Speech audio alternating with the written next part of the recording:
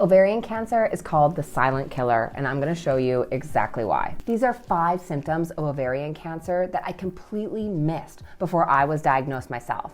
Don't let the same happen to you. Let's start with number 1, difficulty eating. Before I was diagnosed with cancer, I was living in Toronto, completing my doctorate degree in cancer care. It had been a few long and tough years, but I was finally done and I was finally completing my doctorate degree. Before living in Toronto, when I had just started my career in cancer care, I had completely fallen in love with the job. I loved my patients, and naturally, I wanted to do everything I could to give them the best care possible. With this in mind, I was learning everything I could about cancer. Finally, I finished my doctorate degree in Toronto, and I was able to move back home to my home city. I remember as the airplane accelerated off the ground, I caught one last glimpse of Toronto. My terrier pup Marlo was safely tucked under the seat in front of me. And even though we were only a few thousand feet in the air, I felt like I was on top of the world. I was finally done. But that was short-lived. I should have known something was wrong, but I just couldn't see it. On top of my clinical workload, I was also a Team Canada athlete. The long days at the hospital were followed by hours at the gym, then I'd fuel, sleep, and repeat. But fueling my body for this level of exercise and competition was actually proving to be difficult. I needed to eat to a certain level to make sure that I was fueled the best I could for my sport, but eating this much food and also keeping it all down and being comfortable, that wasn't happening very easily. I was really struggling at times to swallow food. It just didn't seem to want to go down. Fellow teammates thought it might be related to stress. I brought it up to my doctor, but we both felt like this was pretty minor when you consider the invasive scan that was a scope that would be needed to investigate this further. By the end of my doctorate program, I was ready to break free from this heavy workload. I was ready to start life. My now husband and I were engaged with our wedding plan for the fall. We had been living in separate cities while I was based in Toronto, but now we were finally moving back together, buying our first home, and really getting started with life. It was a stunning wedding, beautiful fall day, crisp fall temperatures. I wore a fitted mermaid-style dress and felt like this was truly a new beginning. That mermaid dress was fitted over my stomach or belly area, which actually had me a little bit concerned because I was struggling with occasional bloating. That brings me to myth symptom number 2, bloating. Like most women, I would occasionally feel bloated. Nothing major, or so I thought. Most women are bloated, right? All my girlfriends said that they would occasionally get the same thing. It would come and go. It seemed to be linked to food, but I could never quite put my finger on what was causing it. Sometimes I'd be so bloated, it'd be quite painful. Either way, my wedding dress ended up fitting perfectly on the big day. Then, after our wedding, was our honeymoon. We decided to start off married life together with 2 weeks in Italy and Greece. We did what everyone should do when they travel through Italy and Greece, and we ate a bunch of delicious foods. We ate pizza, drank wine. So naturally, when I returned back home, I had gained a little bit of weight. Nothing major, maybe 5 pounds or so, but that brings me to myth symptom number 3, weight gain. But even weeks later, that weight gain, it didn't seem to be coming off. As a Team Canada athlete, I knew my body really well.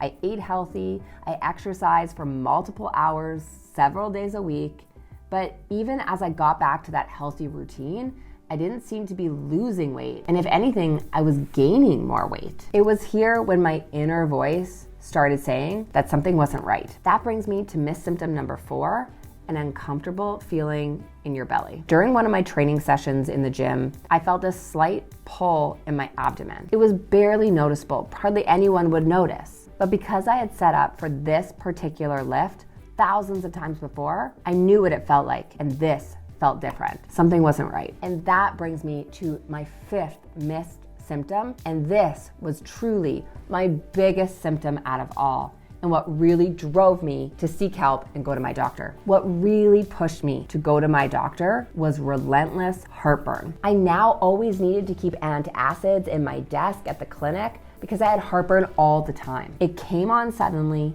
and it didn't matter what I ate, I would always have heartburn. Heartburn is not often thought of as a symptom of ovarian cancer, But when you start asking other survivors, many of them will say that they experienced heartburn too. Many of the ovarian cancer survivors that I work with in the Cancer Freedom Program say the same thing. My family doctor wasn't quite sure what was going on with me, but quickly sent me for an ultrasound. Now, of course, this was after she had done routine blood work and an examination, but she said all kinds of things can grow on the ovaries. Fibroids, cysts. So let's just do an ultrasound and see if anything unusual is in your abdomen. It was 5 p.m. on a Friday afternoon and my doctor's name showed up on my phone. I stood there at my kitchen counter. When she answered, she sadly said, "You have a tumor on your ovary that measures 10 centimeters by 21 centimeters. I'm sorry, kiddo, you have cancer." I was 30 years old. I laid down on my bed because I felt like I was in a free fall. I wasn't crying, I wasn't screaming. Everything was just disappearing around me and I felt like I was in complete free fall. Just 6 weeks before this, I had worn that fitted mermaid bridal gown and you would have never have known there was a massive tumor growing inside of me. Ovarian cancer is most commonly diagnosed at stage 3. The first thing everybody wants to know is what's your prognosis? What's your chance of surviving this? Stage 3 ovarian cancer has approximately a 39% survival rate to 5 years. I had a 39% chance of making it to 35 years old. It was so unfair. My life had just begun. I was just getting started. Because of my clinical work in cancer care,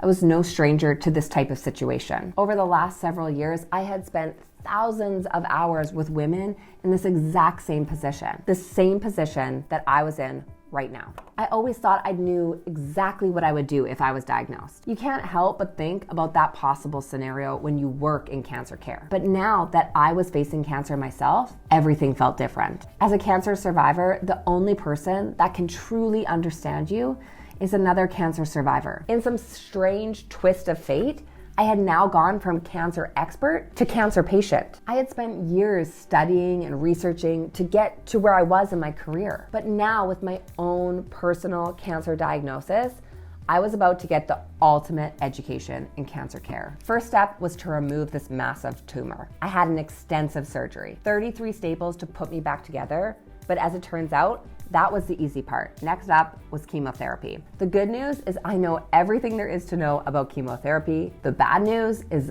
I know everything there is to know about chemotherapy. The side effects terrified me. I had seen so many of my patients go through chemotherapy and struggle with the side effects like nausea and mouth sores and hair loss and weight gain. Now, it was my turn. My biggest side effect was exhaustion. As a 30-year-old athlete, I really struggled with exhaustion. I was used to being independent, but now I had to rely on my husband for almost everything. My friends would drop off groceries at the door, and some days it would just be a huge accomplishment just to get from my bed to my couch and back to my bed again. But there were some days I was even too exhausted to do that. 4 intense cycles of chemotherapy later, and I was done. At the end of chemo, I wanted to throw a huge party. I was so looking forward to being done and hitting this big milestone.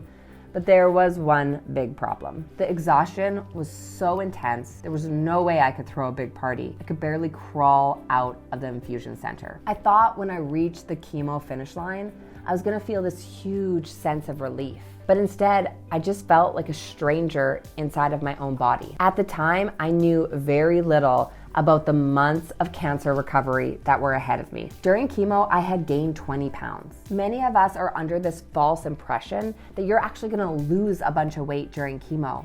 But for most women, this just isn't true. I was drenched in hot flashes. It made me so mad. At 30 years old, I was having hot flashes. It just wasn't fair. But when I got upset, the hot flashes got even worse. And of course, I was exhausted. I had hoped to jump right back into work, but that wasn't gonna be the case at all. I love working in cancer care. It's my dream job. But the exhaustion was just holding me down and it was just gonna take longer to recover. Months after finishing chemo, I wondered if I would ever feel like myself again. I felt like I was a 30-year-old trapped inside the body of a little old lady. When they talk about your new normal, I thought maybe this was it. Maybe I was just stuck here. It wasn't until I realized that I needed to put just as much effort into my cancer recovery as I did into my cancer treatment. And then that is where things started to take a turn. Once I really started dedicating myself to my cancer recovery, I started to see glimpses of my former self come back. Those glimpses stretched into days, then weeks, then months, and then finally, when I looked in the mirror, I actually recognized the person that was looking back. So after surgery, chemo, and the long recovery, my husband and I were ready to start living again. I was finally feeling like myself. I truly recovered. Not just cancer-free, but also free from cancer, free from the long chemo side effects that come along with it. I started back in at the career I loved so much. I am now so much better at caring for my patients. Having gone through this entire experience myself, I truly understand what it's like to go through this as a cancer survivor. I was getting my life back and returning to some sense of normal. With only one ovary left, we apprehensively decided to start growing our family. On St. Patrick's Day 2019, we were blessed with our son, Maximilian. Born on St. Patrick's Day, very lucky indeed. And just this past spring, we were blessed with our little girl, Madeline.